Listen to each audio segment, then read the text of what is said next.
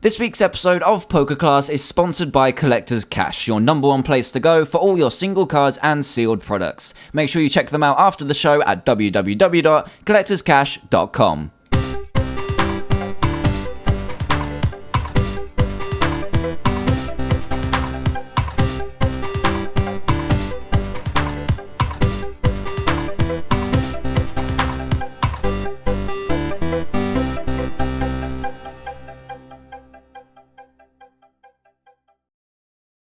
Hey everyone, and welcome to episode 97 of PokerCast, where today I'm going to be bringing you a full report of my experience at regionals just last weekend, as regionals in Europe have only just started recently, in contrast to those of you in the US who finished theirs a while ago now. The biggest difference between the US and European regionals is that Boundaries Crossed is legal, meaning that we had to get to grips with a brand new set fairly quickly, and it actually was quite fun to delve into with new cards like Skylar and Computer Search to mess around with. The regionals I went to was in Bedestown, Nottingham, one of the best places to play in the UK, and will be my first of hopefully a couple of regionals I'll be attending, but I really wanted to grab a decent amount of points here to further on the 30 that I gained from winning 2 Battle Roads. The competition was going to be tough, as it always is at Nottingham, and the deck I chose to play was Darkrai Mewtwo for many reasons. The first was that I still love Darkrai and still think that it's the strongest card in the format, and I've also had the most experience with it so far. Another reason was that the Sableye and Computer Search combo was turning out to be incredibly strong in testing, and I just couldn't ignore this. The reason behind pairing Darkrai with Mewtwo was because of Landorus and Blastoise. Mewtwo is actually surprisingly sturdy against Landorus, as they're only hitting you for 30 damage each time at best, and you can KO them first as you can keep increasing your damage output. Even though Landorus hits for a single energy, I felt that Mewtwo still won out in the end. I was also fairly aware that Blastoise was still a really good deck, and the card that is good against that is Mewtwo, and I ran 3 of them, which meant that I would almost always win the Mewtwo war. Another strange inclusion I made was Tornadus from Emerging Powers, which was for having an answer to Sigilif, otherwise I would automatically lose any matchup with Sigilif in. It was also nice to sponge against Landorus when you can send an energy to the bench, ready to knock it out next turn. So enough of the reasoning and onto the report, where we had 6 rounds of Swiss and a top 8 cut. And my aim was to get some points from this, meaning top 8 was my goal, so let's get to it. Round 1 I was paired up against Alex Holdway, who seems to be someone I always play when we're both at the same tournament, and he was playing the same deck as me, so this was going to be interesting. We both ran 3 Mewtwo, so the Mewtwo war was going to be crucial in winning this game. Fortunately for me, he had started with Mewtwo, which kinda gives me a little bit of an edge if he goes aggressive with it, which he decides to do.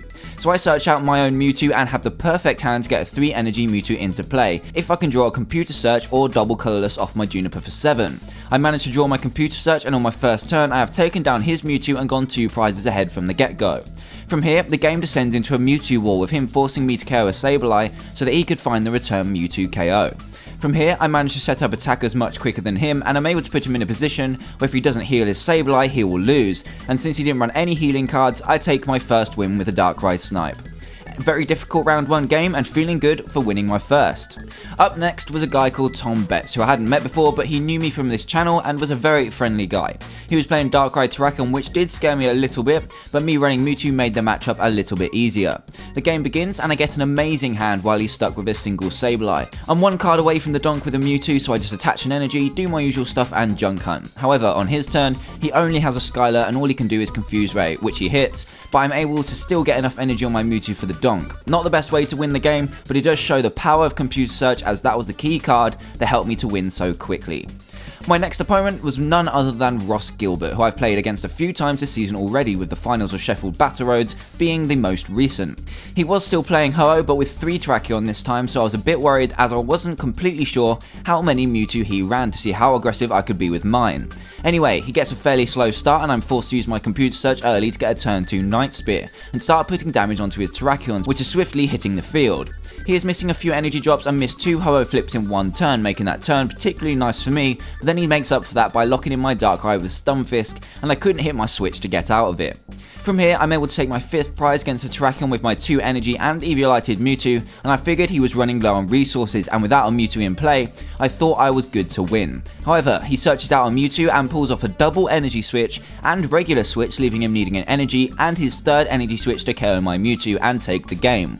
He Junipers for 7 and gets exactly what he needs for the KO. A crazy move that puts me onto 2-1, but I'm still feeling good for cut. My next opponent is Aiden Wardle, who's been featured in many of my videos before, and it's always a fun game that we have. In our game though, it is a bit of a strange one. He's playing Darkrai Mewtwo Tornadus with Aspertia City Gym, so it was a very interesting matchup. However, he gets an incredibly slow start, and the only supporter I have or can random receive it into is N, so I have to stick with the hand that I've got. I do have a Mewtwo up front digging into his Tornadus EX, which is confused thanks to my earlier Sableye trying to get me something going. He keeps hitting Tails on confusion, which is unfortunate for him, as I can take the KO quicker, and from here, he carries on drawing dead for me to sweep up with Mewtwo. So another win, and I'm on to 3-1, still on course for making cut. My 5th round opponent was Tom Maycock, and he's playing a deck I definitely did not expect to see, Rayquaza Eels, but he did take the same route as I would expect from any Ray Eels player right now by including 2 or 3 Emolga in his list. To be honest, this game doesn't really come to much as I end him into a terrible hand from turn 1, and I sweep all of my prizes up with Mewtwo in about 10 minutes. Not a great way to win the game, but we have another really good game and I'm on to 4-1, hoping to make it into cut. My final round is against John O'Cowley, who's in his first year in Masters after having a really decent seniors season, and today is the only 5-0, which is great for him but also great for me, meaning that I'm in cut no matter what the result of this game. So it was a really laid back one, but against my worst matchup, Darkrai Hydreigon. The problem with playing against Hydreigon is that they can tip the turns in their favour with healing, and I ran 0 healing cards, meaning that if they get set up, things would get bad very quickly. Thankfully for me, he can't hit rare candies at all, and I managed to get a quick Darkrai going to knock out his Zuelos before it turns into a stage 2 beast, and from here, it just keeps getting more sour for him. He did worry me a bit when he placed down a Sigilyph, but there were enough prizes on the field and enough catches in my deck to play around it and finish out the game. A close call, but I now have a better position in cut with a 5-1 record, which I was incredibly happy about.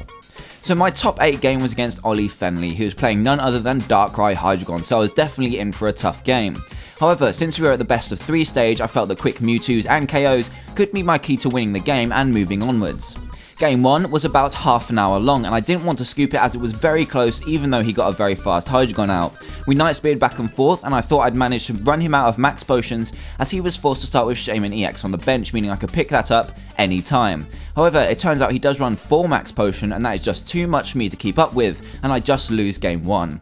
Game 2 was much better for me as I managed to take control early on with 2 or 3 prizes being taken with Mewtwo. However, he does again get a Hydreigon into play very quickly, and I'm struggling to get any KOs around the board. The good thing for me though is that my ends are messing with his hand too much for him to hit max potions and energy he needed to stay in the game, and I eventually squeak out a win within about 5 minutes left to go on the round.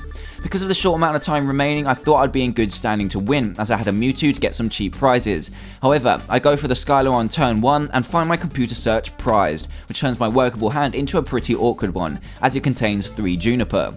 I'd search out an energy search instead to get some energy on the board, and he begins to bench his Dinos. I have a crucial turn where I need to get a catch off for my Juniper to KO his Dino, but I whiff all 4 and he rare candy straight into Hydreigon the following turn. By the time is called, I can still win as I Night Spear his active Darkrai with Catcher in hand to make sure I can KO it on my last turn of time, and win, as he only knocked out a single Sableye. However, if he has Max Potion, I lose, and if he doesn't, I win. In his fairly small hand, he does have the Max Potion, and I miss out on getting the win and am out of cut. In the end, Ollie goes on to win the event, so congrats to him, and it's never too bad knowing that you've lost to the eventual winner. In the top 4, there were 2 Hydreigons, which were Jono and Ollie, 1 Speed Darkrai with Keldeo and Prism Energy piloted by Ben Armstead, and my 5th round opponent Tom with Ray Eels. So there were a strange mix of decks in the top 4. Hydreigon and Ray Eels were very low on my top 5 cities list, but it turns out they were very good calls on the day as there were hardly any Landorus to knock them down a peg or 2.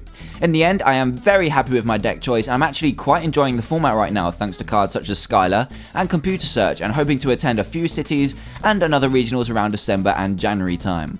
My championship points count now sits at 100, and only for attending 3 Battle Roads and a regionals, I would say that was pretty good. A quarter of the way to my invite, and I'm very happy about it. So thanks for watching this week's episode of PokerCast, and I hope you enjoyed hearing about my tournament experience. If you did enjoy the video, then I'd really appreciate it if you could hit that like button, and please comment down below with how you're doing with your tournaments at the moment. I'd love to hear from you. Thanks again for watching, guys, and if you're new to the channel, please hit that subscribe button too, and I'll see you all next time.